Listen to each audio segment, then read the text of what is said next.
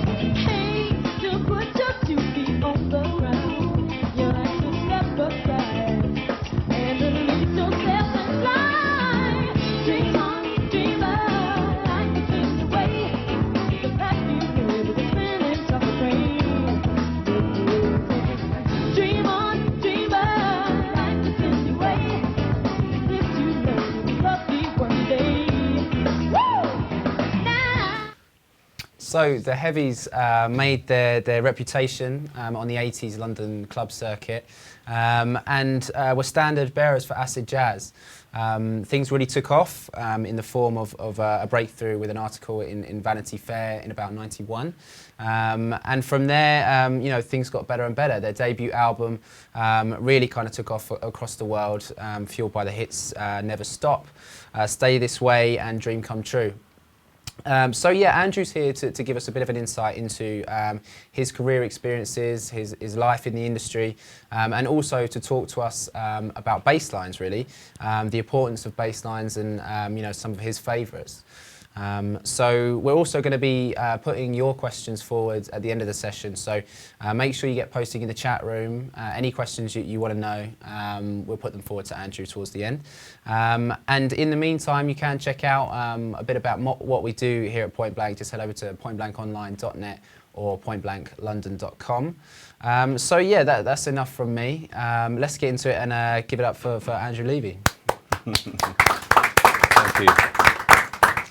Andrew, just to kind of kick things off, I thought best place to start is probably where you started, really, how it all kicked off for you, and how you got into the music industry. Well, I kind of slipped into music because I kind of started playing drums at school, drumming lessons at school, and my best friend Jan, who's now is the drummer of the brand new Heavies, we used to have drum lessons together. And we were getting into it was kind of late 70s, and the disco thing was happening. We were both 15 and, obsessed with trying to mimic what was happening in the disco scene. So we thought we both couldn't play drums because you can't really make that much interesting music with two drum kits. So his brother gave me a bass, and I just taught myself how to play the bass, and we started jamming together. And this went on for a few years, and then Simon, the guitarist, who was in the same school, started jamming with us as well, and it wasn't really something that we thought would ever take off. I didn't think I'd be, doing it for 25 years, but we got really good at what we liked. We were big fans of James Brown. I mean, his grooves are quite easy. They're quite simple to learn, but getting the groove was hard. So we kind of learnt a lot of his grooves, and one thing led to another. And I suddenly realised I'm a bass player, so I'm playing in front of people in this club with my back to the audience because I was so nervous. So I thought, oh my God, I've got to start playing. Really have to learn how to play the bass now because this thing's starting to take off. So we kind of carried on doing it, and some record companies came down and they said, you need to find a singer, because we were just jamming, just doing instrumentals then. And so we found a singer, and we recorded an album, and it got picked up in America. And no, I'm not going to say the rest is history because it's quite a long, it took about 7 years to get from jamming to actually getting signed. But we kind of learned all the skills on the way. I mean, we produced all of our own stuff and learned how to write songs because we had a record deal. It was, honestly, it was the most amazing thing, because when you sign a record deal, you go into a studio and then they want all these songs written. And we thought that, oh my God, we should write the songs as well. We shouldn't get anyone else to write the songs for us, because we had at the time, no one else was really interested in the kind of funky acid jazz scene. And we knew all the songs and we knew how to do it best ourselves. So we kind of taught ourselves to write songs and stuff like that. And a few of them were hits, and yeah, but very self-taught and very organic. And it's something that you can't, I mean, there's certain things I'd like to have gone to college to learn how to do, like, you know, mixing and just basic things like that. But, you know, you teach yourself. It takes a bit longer, make a few mistakes, but you can get there in the end. I think if you can hear the sound in your head, then you can actually create it somehow, you know. I mean, in terms of songwriting, if I can hear the chords, I can hear the beat, I can hear the whole song in my head. It just takes me a while to get it out, if I'm doing it on my own. But yeah, I'd love to have done, you know, actually studied it, you know, like. But you were quite hands-on in the studio. Then? Yeah, very much so. Yeah, I was a bit of the geek. I was the geek in the band. I used to be at the desk, like looking at all the. Because back in the day, I don't know how old you guys are or not, but everything that was no computers. Everything was hardware. So you'd have racks and racks and racks of metal boxes with knobs on. And that's how you got the sound, you know. Compressors weren't, you didn't double click on a compressor and it comes up. You had to really learn how to connect the cables into the back, and really, there was a real science behind it. But so I was always asking the engineers, what does that do? What does that do? What is that? Really annoying them. And that's how I kind of learnt, you know. And then Logic came along. Well, it's actually Vision. Probably way too I'm way too old for anyone here. But Vision was the first kind of sequencing software, professional one anyway. But then Logic came along in what was it, 96, 97, I think. And I bought that and just learnt. And then Apple bought it and it got amazingly better then. So yeah, so you know, it's kind of when you're thrown into a situation where you have to do something, you have to make a record, you have to write a song, you damn well get down and do it and learn how to do it quickly, you know, and that's kind of the situation, you know, we found ourselves in. And how about your work now? Are you still producing, still working on Logic? Yeah, I'm still working on Logic. We're still producing. At the moment, we're actually, well, I've done bits and pieces for other artists. I mean, I've played bass on Jamiroquai stuff, Soul to Soul, Robbie Williams, loads and loads of people.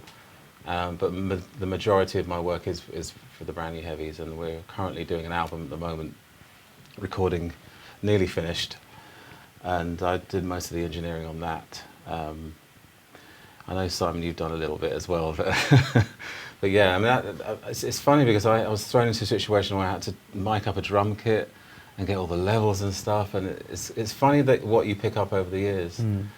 And basically, if it doesn't sound right, then you're not doing it right. Haven't connected it right. It has to sound right, and having that sound in your head is really important. And listening to music a lot is really important as well. I mean, a lot of stuff now is, you know, it's all sample based, and you don't really have to know how to put a microphone in front of a snare drum.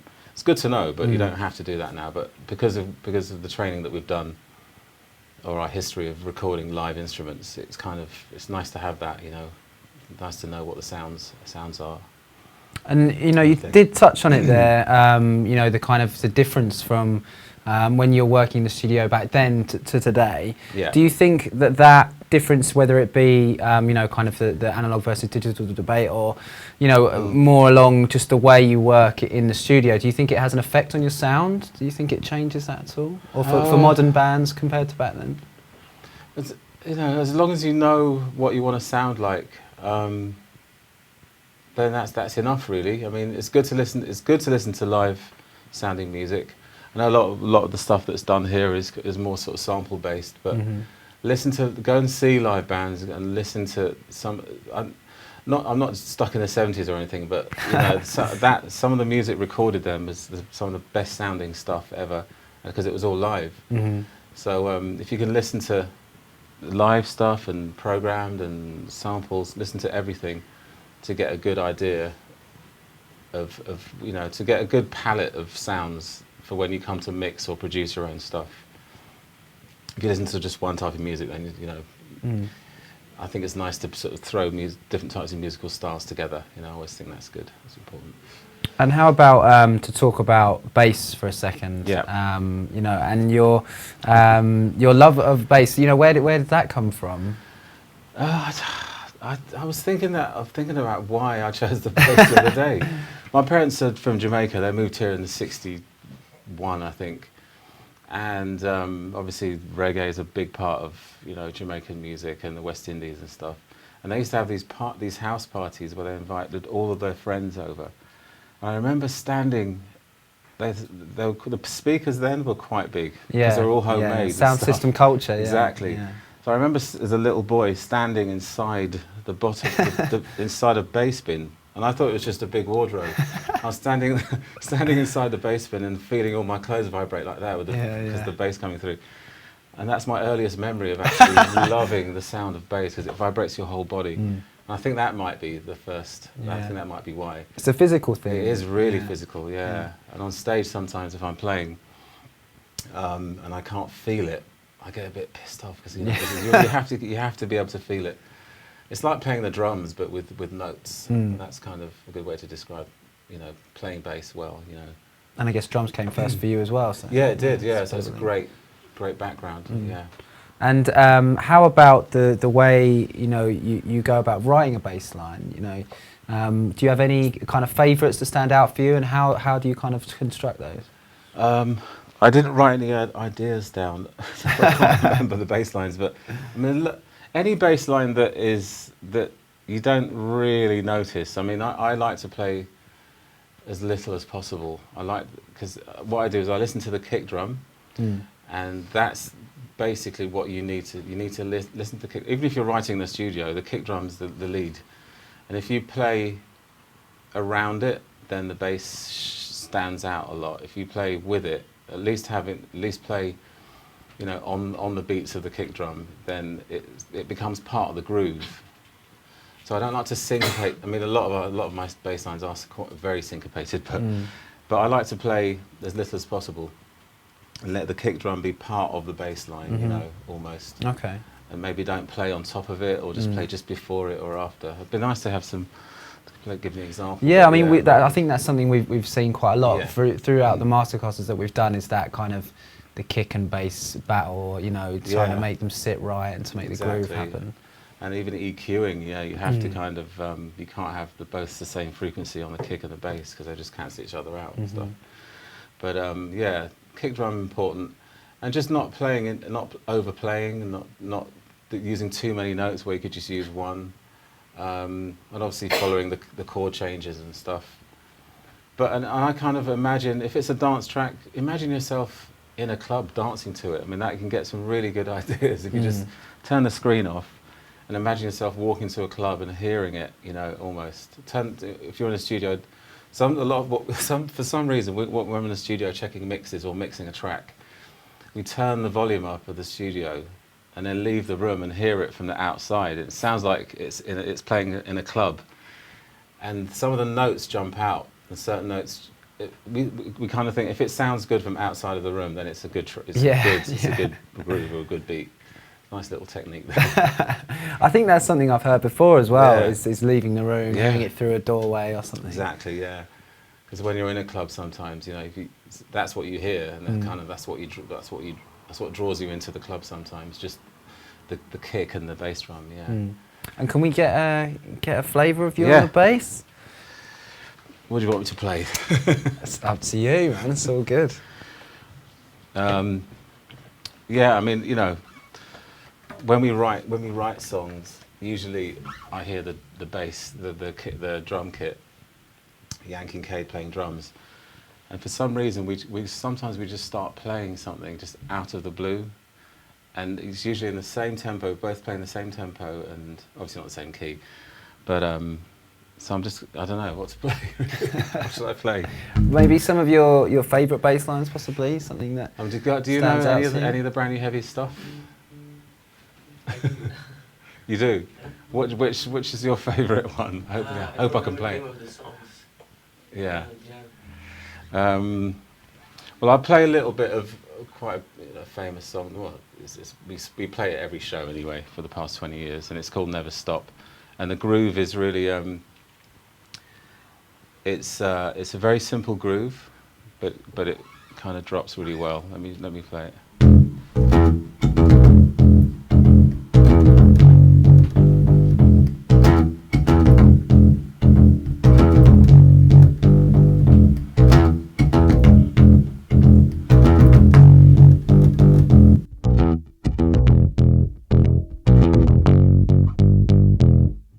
Everyone hear the one where the one was on that? Because it is quite syncopated. But there's another one called Dream Come True, which is very busy. I mean, a lot of my bass lines for the brand new Heavies they're very melodic, and they kind of make the integral part of the song. I mean, I know I was saying about playing less, but the bass lines are very melodic. Like a bit like the Motown bass lines that lots of runs and stuff. And sometimes when my bass breaks down on stage, everyone kind of stares at me because they slowly realise that the bass is actually it's not that easy to play, even though it's got 4 strings. It's still quite necessary. But I'll play Dream Come True, which is a bit like this.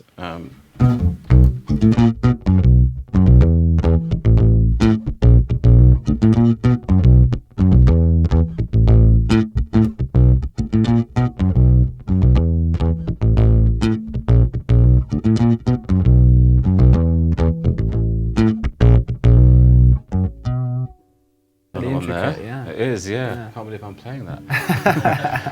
I've got terrible technique as well, because I am self-taught, and I did a gig, where was it, a few years back, and there was a guy standing in front of me on stage staring at me for the whole, as a young kid, staring at me for the whole show, and I thought, what's he looking at? I started to get really nervous.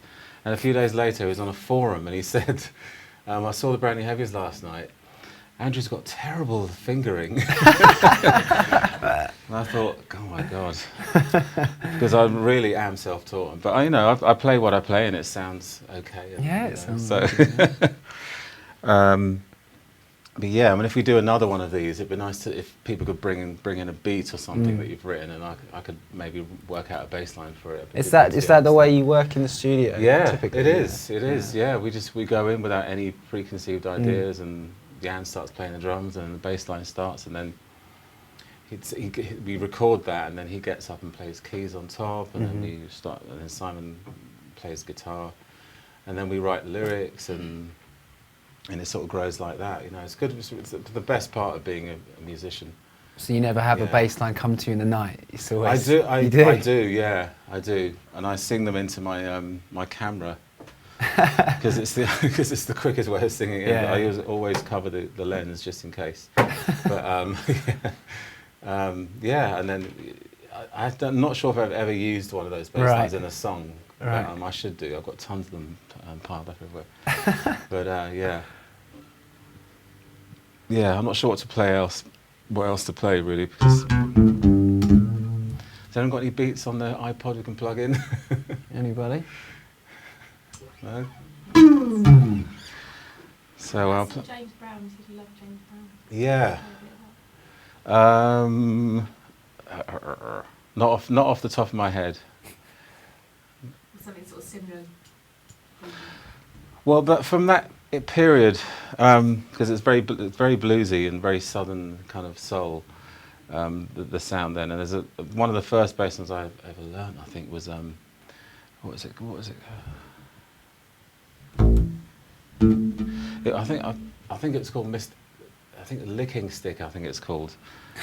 No, it wasn't that one. Let me play something that sounds like James Brown. Anyway.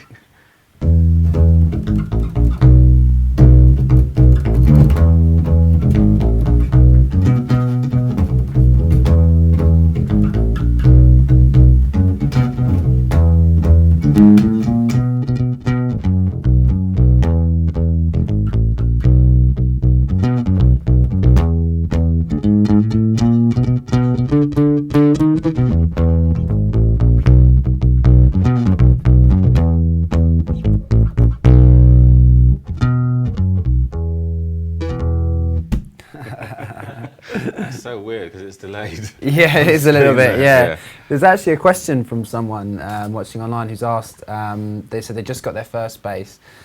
They're working all in the box, I'm guessing with Logic or something like that. Oh, What cool. advice would you give for recording, possibly at home or starting out? I mean, if you aren't able to if you haven't got an amp, Mm-hmm. then just a very good DI box. If it's a passive bass, I think this is passive. That means obviously the output's lower. So a good DI is really good, Mm-hmm. and some nice big speakers Yeah. as well, because you have to. It's good to be able to hear the whole sound rather than just on headphones. All the the frequency range going all the way down. Mm-hmm. So get a good DI. I mean, I just plug into a desk usually, and just make it sound good that way. But going in cold into a computer isn't the best way sometimes. Right, okay. Especially if you've got a can you find out what bass he's got? Can try and find out. Yeah, let us know. Let us know Yeah. what bass you've got. So you think that the kind of to get the best sound out of it, it's much better to do it that way? Yeah, I mean an amp and a microphone is obviously the best. In the studio we record, if we've got the time, we record one channel of the bass amp with a nice microphone, and then I record another channel with the DI. So you can mix between the two or choose between the two. The combination is quite nice. Yeah. Okay, cool. Do you have any questions from you guys in the room at all? Yeah, just I'm going to grab the microphone over there. You're talking about technique, Yeah. being self-taught, and I just wondered, as a keyboard player that's self-taught, play by ear, Oh, cool. do you if you when you're playing something that you've worked out? Obviously, sometimes you mention you're not happy with your fingering. Yeah. If you want to improve it, because obviously you don't have a teacher, right? Right. Yeah. So I've had the same problem. So Oh. how do you get around that if you're doing, say, an intricate run that has a certain Yeah. number of notes and it's a certain solo and 16 bars? Exactly, What do you yeah. do? I've had that problem sometimes because when we write a new album and we have to rehearse it to go on tour, I realise that in the studio when I've been dropping in and stopping and starting, I've got to play the whole bass line in one go. And I basically just panic and go home and practice it, basically, I mean, I think I'm too far gone to change my technique, so just practice and practice, maybe drop a few notes out to give you a bit more space. But practice, and just try and get it done, or make it sound like it sounds like how you want it to sound. Right. Because you don't have to play every single note sometimes, because the kick Right. drum's playing, you can just maybe pull that note out. But usually, I'll get away with it. Any more questions, guys? Where do you get your creativity? What do you need to get into your zone? Just clearing my mind, not thinking about anything, just having fun, maybe a glass of wine, I don't know.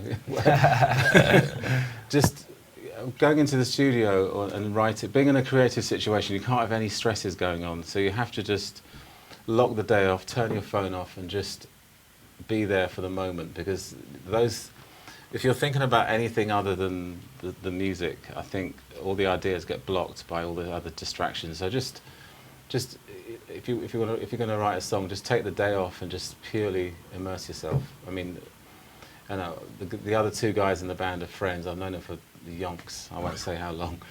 So we have a little joke, and I just have fun with it. Smile and dance, and bring in some other music that you like. Crank it up in the studio and just get inspired that way. It ever happened you've been in a completely different circumstance, and suddenly gives you the click, and you are outside of your studio, and you feel like some idea coming to your head, you feel like I have to put this out. Yeah. But you don't have the condition. Yeah, exactly. What do you do not to forget? Just sometimes I used to phone before mobile phones. I was actually alive before they came out. In the late 80s, I used to get. I mean, I get most of my ideas when I'm not in the studio, to be honest. Going to sleep usually, or on a flight. I get tons of ideas on flights because there's no distractions. Yeah. You can't get on the phone on a flight. But usually, just record it into something. I used to just phone my own phone and record it onto the voicemail. The answer Back in the machine, day, really. yeah, with the cassettes going around. But just record it, because you swear to yourself that you're never going to forget. You always forget. That's happened to everyone here, right? Yeah. You always forget, and it's so sad, because those things are special. You know, they come from wherever up above, and you got to capture them. So just record it on anything, or keep singing it and singing it and singing it until you get to where you can record it. Yeah. I have one more. Okay. When did you start like feeling as a musician, like before get signed, or when you get signed you just get into the reality, like now this is real, this is my life? Like, Right. I think it's when I first earned money from it. I think, you know, because my parents are very old-fashioned, hard-working people, and you know, it took us a good few years to get established. And my dad used to say, "Oh, are you still messing about with the music? You know, you should, you know, go back to college and stuff like that." So when I could actually just tell my dad, I just made some money doing this. You know, I felt, right, this is a proper job, and I felt really good about telling them about it. I think it's when you earn money first, I think. But it's not all about money, but it does actually validate, you know, what you're doing. You know, if someone thinks you're good enough to pay you to do what you're doing, then, you know, it must be good. You must be good. Yeah. Did you feel like it was different realities, or you were like always the same person, like the Andy Levy that is on stage is the same person that goes home, or do you have like an alter ego, or like you combine both? You are always both at the same time. You feel like always like.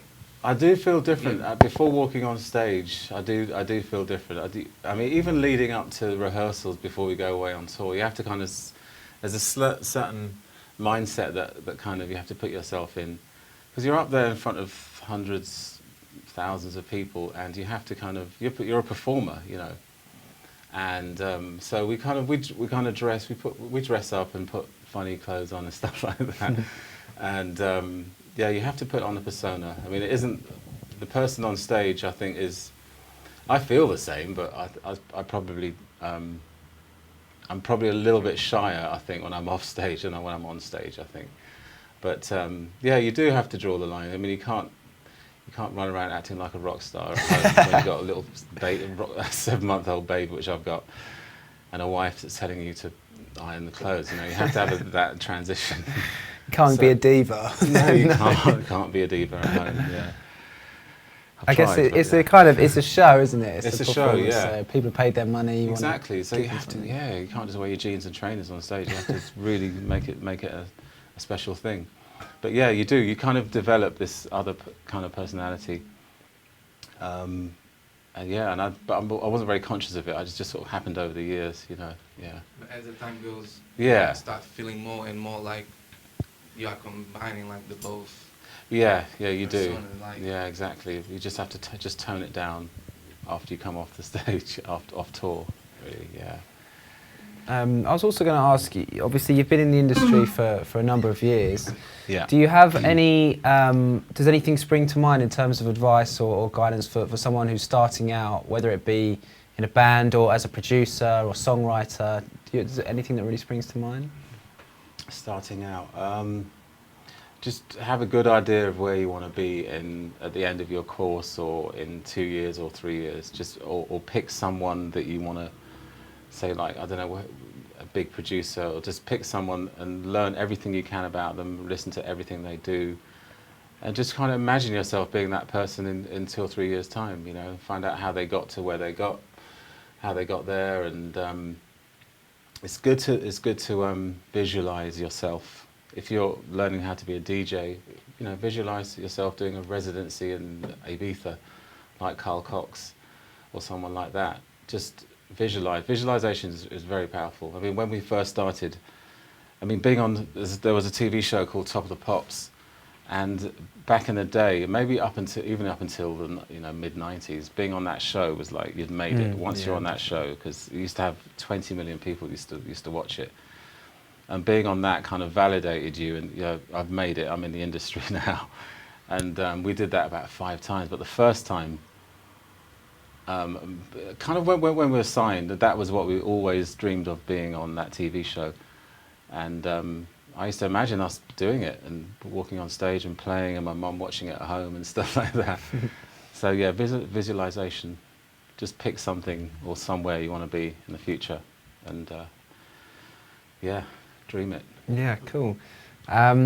We've got a question from Antonio, Okay. watching online, who said he would like any advice on how to sound like a real bassist when actually kind of playing a synth in Logic or something like that. Right, interesting. He's making kind of soulful house and is looking to get that more realistic bass feel. Bending notes Mm. is useful, and just getting the right sound as well. I mean, sounds on some samples these days are just unbelievable. But also, you know, listening to bass lines, because so even if you're just playing, if it's just a one note bass line, like if you do something like, if it's just like.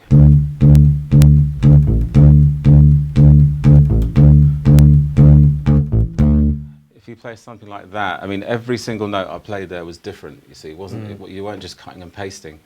So you could almost play the whole 16-bar chorus or 8-bar chorus. Don't play 2 bars and then loop it. Play the whole 16 play bars. Play it on your MIDI keyboard. And exactly, and just play the whole thing as much as you can. Really, even play the whole song if you can. But the more the notes aren't exactly the same, the more realistic it will sound. And don't always quantize, you know, don't always quantize. Play it again and make it sound good, you know, make it sound realistic. And maybe the odd note you could just pitch bend the beginning of it, or do something like play that same bass. You could do that.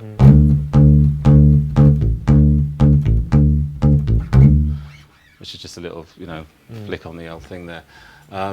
Yeah, just don't make it sound too repetitive, really. Yeah, and that right kind of sound, I guess that plucky texture. Is just search for the right sound. Don't make it too subby, because the bass guitar doesn't really go down that low, really. It's, I reckon, what is it, 150 hertz, I think, is the lowest it goes. But yeah, just choose the right sound. Listen to lots of other.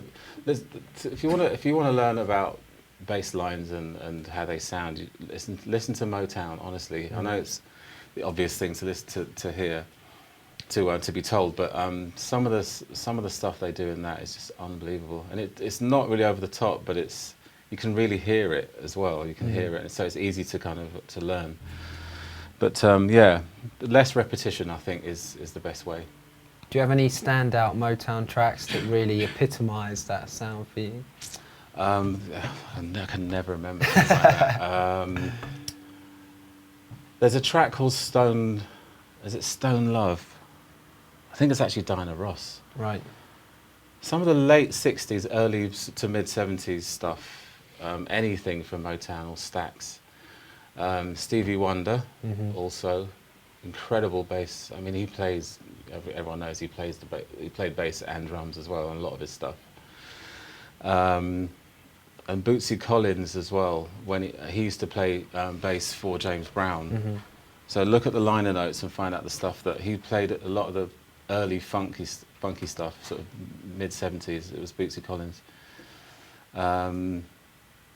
Yeah, just listen. Sometimes you can do just as much if you're sitting down programming and learning how to use Logic. You can learn just the same amount of stuff just by listening to an album or something and checking out the bass lines and stuff.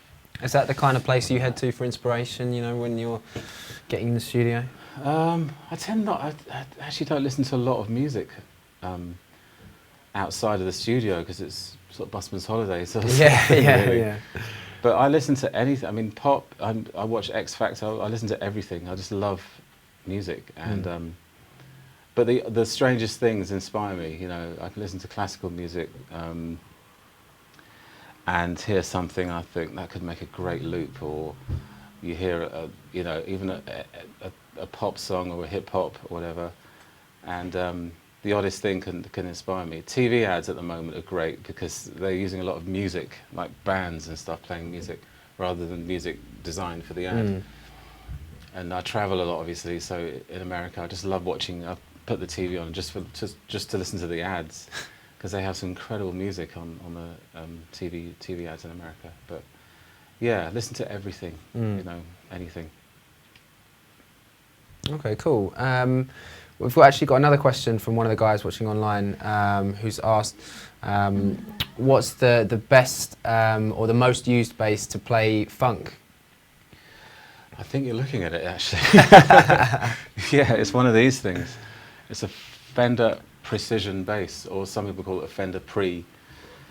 I'm not sure when I think probably the 50s, I think it was designed. But yeah, a Fender Jazz I play all the time on stage, or Fender Precision. But if you are a bass player, always, not always, but I mean I love the flat wound strings, because you don't get that metallic kind of sound. And if you're going for a deep, smooth, that guy that's doing the soulful house, Yeah. if you're going for that smooth sound, you need the flat wound strings. So you haven't got that ridge, which sometimes can be metallic. I mean, it works beautifully on a jazz if you're doing that sort of sound. You need it to be metallic, so you need the round wound string. But yeah, flat wound Precision is my happy place, I think, on the bass. Yeah. Okay, cool. Any more questions for you guys in here? Go for it.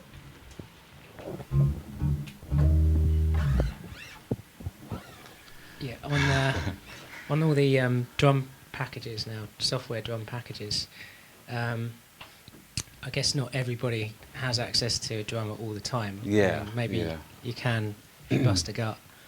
But do you think, I mean, like some of the tracks that are coming out now, like, I don't know, Ellie Goulding or Back for Lashes, a lot of the drum sounds are, you know, they're great drum tracks, but they're samples. Do you think that you can make great tracks as a sort of songwriter if you say you're just going to focus on those drum packages for, you know, for efficiency? Do you think you can go that route? It's possible? I completely, yeah. Again, it's if you know what it sounds, if you know what it's supposed to sound like, or you know how you want it to sound, you just mimic it. Even if you spend an extra 3 days programming, you can. Some of those packages are unbelievable.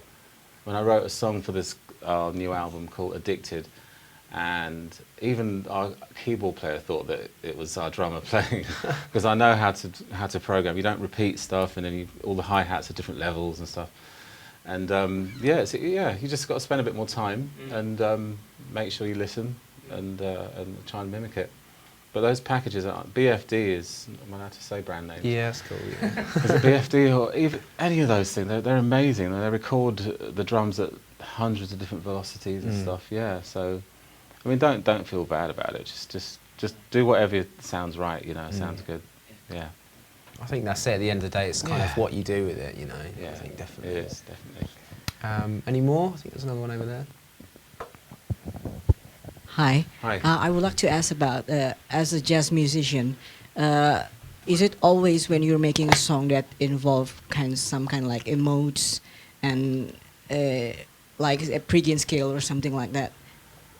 Yeah, while you made a song, or you just came out with an idea? Well, first of all, I'm not a jazz musician. All right. Thank you, though. I appreciate that. And scales, I'm not sure what I do. I have no idea what I'm doing half the time. I mean, I was playing. There's a bass line on a song called "Back to Love," and apparently I'm using 3 different scale modes. And I got a write-up in a magazine about Andrew's going through Mixolydian, and then he goes to Gregorian, all these different things. But I'm just sitting there, grooving in front of the speakers, you know, and getting the bass line sounding right. But so it's, again, I'm very lucky. Maybe I'm gifted at it. I'm not sure. But it's, again, I'm just going to say, if it sounds right, and then just keep doing it, you know. But listening. Buy a jazz album, anything, just listen to it. You know, that's how I learned to write melody, really, from listening to Miles Davis soloing. So he's not a bass player, he's a trumpeter. So you know, you get inspired by crazy things. You know, yeah. That answers your question. We've got another one online asking about any kind of special techniques for someone starting out playing the bass. Any kind of thing that stands out in terms of learning it? I would probably encourage people not to play on their own too much, because you start to, I think it gets a bit self-indulgent when you're kind of trying to play fast or lots of different notes in a short space. Always try and play with get some beats. You can get beats anywhere now, online or whatever, or a drum machine or whatever. And always try and play with a drummer. I think that's the best way to learn, because at the end of the day, you're never going to be playing on your own unless you're a virtuoso bass player or something, solo bassist. So yeah, play with beats. Always play with beats, and it's just easier, I think, as well. It's more fun. Yeah, I guess if you get to bounce off of someone. Yeah, and, exactly. Yeah, I mean, if you're lucky enough to know a drummer that you can jam with, then even better. But yeah, don't play on your own too much. Because what you start doing, you start playing on your own when you're in a band, and you don't end up listening to the whole band.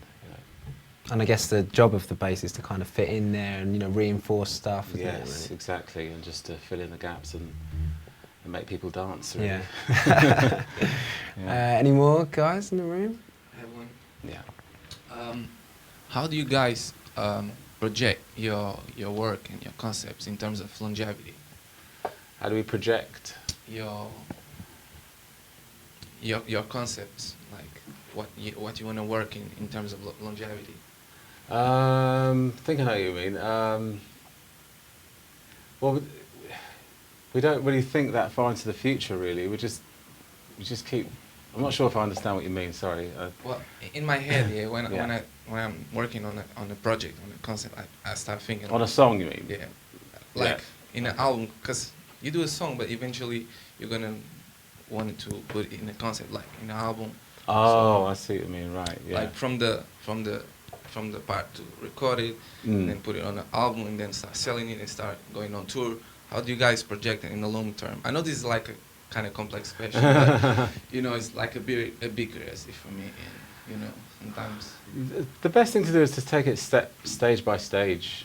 I mean, when we're writing a song, I always imagine it ultimately playing on stage, say at the Royal Albert Hall or some massive crowd, and we kind of think, will it work? It sounds good in the studio. Will it work live? And then we tweak it so that we can actually play it live. Just take it stage by stage. If it sounds good in the studio and you think it's a good song, then you make a record, you mix it and make it sound good, and then don't always think every single song you write is going to be a hit. Even if it's really, really good, you just have to kind of just do your best, and hopefully that one song. If you write 100 songs, that one song might be the one. But just keep doing it. I mean, I like to think of myself as a songwriter. I mean, I've had a couple of success, but I mean, I work with songwriters that write every single day. Every day they're writing, and I don't do that at all. So it's hard work. You've got to put the work in, but step by step. That's the best way. So the first step, going to the studio, record a song. Well, writing the song, I think, is the best bit, and writing a good hook line and stuff. Yeah. Okay. Always thinking in the masses, or do you feel your heart and write? I see. I kind of I tend to think slightly more commercially than the other guys in the band, which is good because they've got their thing. All our different likes and dislikes work together, so we always produce a good, well-rounded record.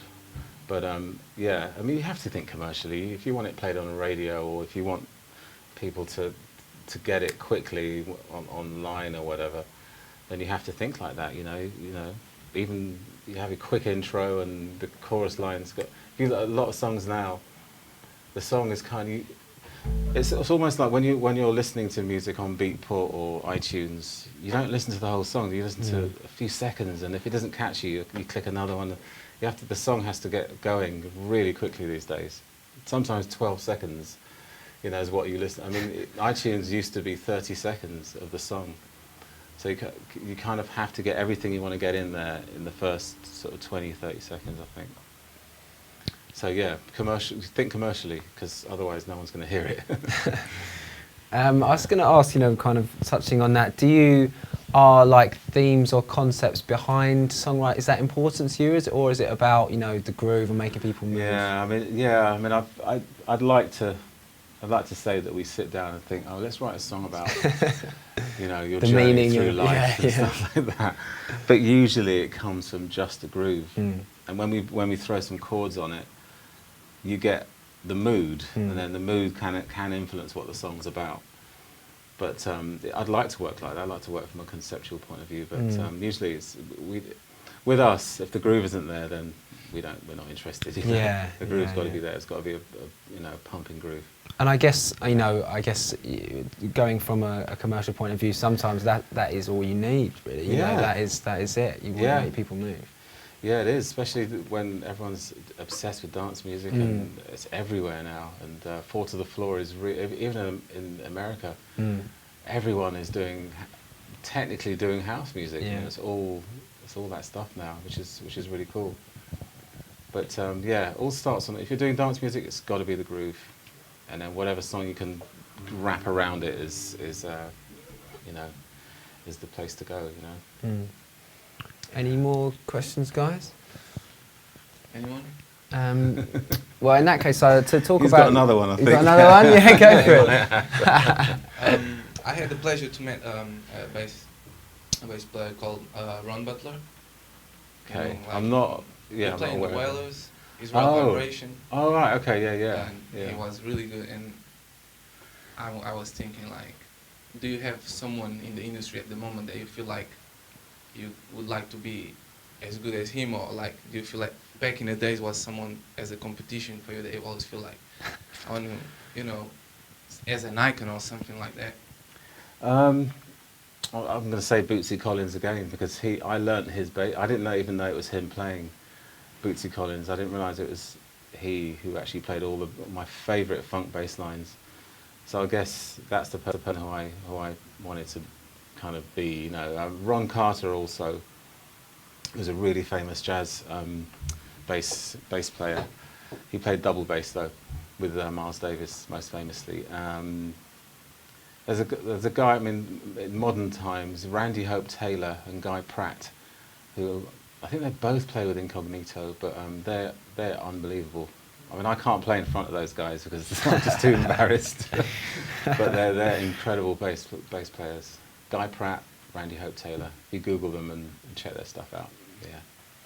Cool. To talk about your, to go back to the kind of industry side of stuff, are there any kind of real career highlights that stand out for you over the years? Stuff that you know, that you look back on and just think, wow, that's an amazing time. Yeah, loads. I mean, just hearing a record on the radio for the first time was unbelievable. You know, we wrote a song. Well, we did a cover of a song called Midnight at the Oasis, and this was the big single, the second album, and you know, we pumped a lot of time, a lot of money into that album, because it was make or break at the record company. And I remember hearing it at 6 o'clock. I don't know where I was going at 6 o'clock in the morning, but I heard it. I was coming home from somewhere, and I heard it on the radio, and I had chills down my spine because I knew because it was one of our biggest hits.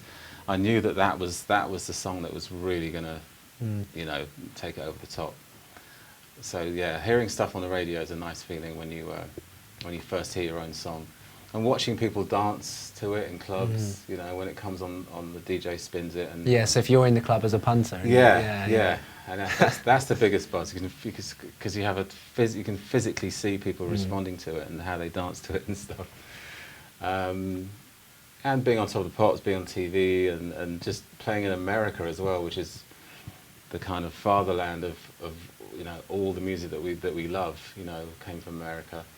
So being on tour in America was a great feeling, you know, having all those old school rappers like Q-Tip and Tribe Called Quest, all banging, phoning our manager up to come to see our show and stuff, and then they came on stage and started rapping with us over our music. Basically, that was amazing. Yeah.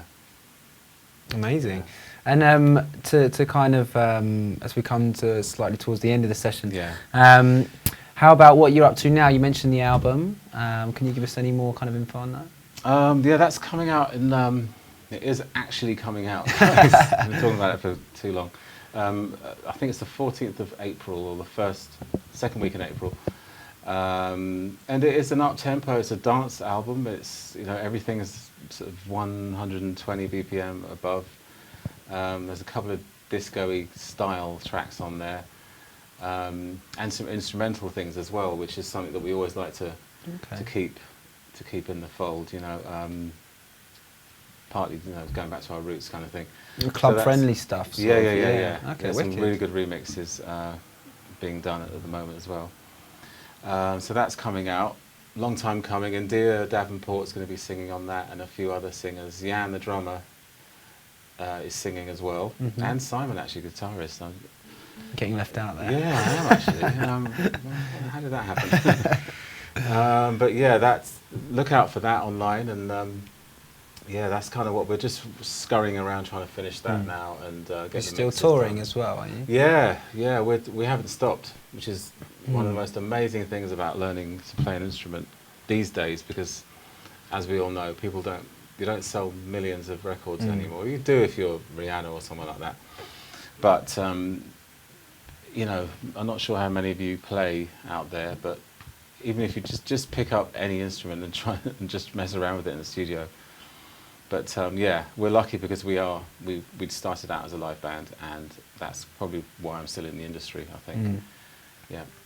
Okay. But yeah, actually, to plug our show, I think is it May the 10th? I think at Coco is our launch, kind of big launch. At Coco as well? Yeah, okay, Coco, wicked. yeah. Well, I'll tell you what, we'll put all the stuff on the description anyway. Thank you. But yeah, any final questions from you guys? Go for it. Yeah, if you sort of wanting to be in a band and like a particular genre, say, I mean, not too far off from, you know, Brand New Heavies style, for instance. Right. Have you got any idea where people go these days? If you want to be in a band? Yeah, of a certain style. So say, for example, I said, it should be something like Brand New Heavies Incognito. Where does a solo musician, say one musician like a keyboard player or a drummer, where do they go? So what you're really asking is, do we need a new keyboard player? I wasn't being so. No, I wasn't asking that. But if you need one, let me know. Give me a card later. Because I've never had to do that. I've always been lucky enough to be in a band, the same band. I guess there must be a few forums or kind Yeah. of acid jazz kind of stuff, I guess. Yeah, I'm not.